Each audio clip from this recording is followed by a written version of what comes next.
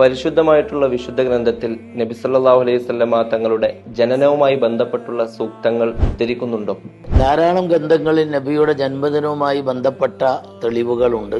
അതിലേറ്റവും പ്രധാനമായ പരിശുദ്ധ ഖുർആനിൽ തന്നെ നബിയുടെ ജന്മദിനവുമായി അതിൽ സന്തോഷിക്കുന്നതുമായി ബന്ധപ്പെട്ട തെളിവുകളുണ്ട്. അള്ളാഹുവിന്റെ റഹ്മത്ത് കൊണ്ട്, അള്ളാഹു നിങ്ങൾക്ക് നൽകിയ അനുഗ്രഹം കൊണ്ട് ജനങ്ങൾ സന്തോഷിക്കട്ടെ എന്ന്. വമാ അർസൽനാക ഇല്ലാ റഹ്മത്തൽ ലിൽ ആലമീൻ എന്ന് മറ്റൊരു സ്ഥലത്ത് നബി സല്ലല്ലാഹു അലൈഹി വസല്ലം തങ്ങളെ കുറിച്ച് അള്ളാഹു റഹ്മത്താണെന്ന് പറഞ്ഞിട്ടുമുണ്ട്.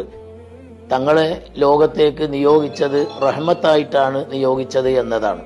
അപ്പൊ റഹ്മത്തായി നിയോഗിച്ചത് എന്ന് ഖുർആനിൽ അള്ളാഹിന്റെ റസൂലിനെ കുറിച്ച് അള്ളാഹു പറയുമ്പോൾ ആ റഹ്മത്ത് കൊണ്ട് ജനങ്ങളോട് സന്തോഷിക്കാൻ നിങ്ങൾ നിർദ്ദേശിക്കണമെന്നും ഖുർആനിലുണ്ട്. മാത്രമല്ല മറ്റൊരു സൂറത്തിൽ വദക്കിർഹും ബി അയ്യാമില്ലാഹി എന്ന് കാണാം. അള്ളാഹു അവന്റെ പ്രവാചകന്മാർക്ക് നൽകിയ അനുഗ്രഹങ്ങൾ, അതുപോലെ പ്രവാചകന്മാർക്ക് നൽകിയ സന്തോഷങ്ങൾ, ഇതൊക്കെ ഓർക്കാനും അതിനെക്കുറിച്ച് പറയാനും നിങ്ങൾ ജനങ്ങളെ ഓർമ്മപ്പെടുത്തണമെന്നും പരിശുദ്ധ ഖുർആനിൽ അള്ളാഹു പറഞ്ഞതായി കാണാൻ സാധിക്കും. അപ്പൊ നബിദിനവുമായി ബന്ധപ്പെട്ട് നാം ചെയ്യുന്നത് അള്ളാഹു നമുക്ക് നൽകിയ റഹ്മത്ത് കൊണ്ട് ആ ദിവസത്തിൽ നാം